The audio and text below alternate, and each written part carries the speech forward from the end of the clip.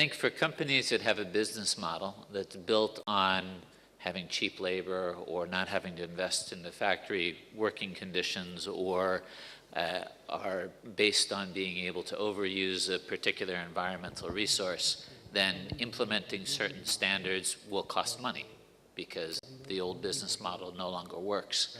But I think quite often when you talk about many of the examples that we've seen today, something like a CDP reporting, for example, there's no meaningful cost involved in that.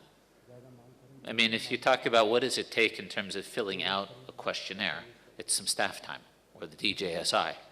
Now, it's a fair amount of staff time if you look in terms of an individual, but when you take a company that has tens of thousands of employees, how many of them are actually working on filling out a CDP or a DJSI questionnaire? And of those people, how many of them are actually putting what percentage of their time into it? In the end, it's a pretty meaningless amount.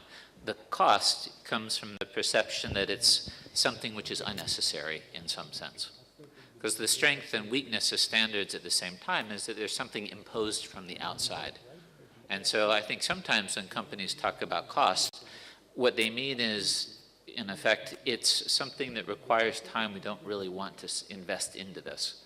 And that comes from a more basic problem that they look at something as a standard brought from the outside, which you have to comply with and is a cost center, and there's not a clear idea of what they'll get back from it.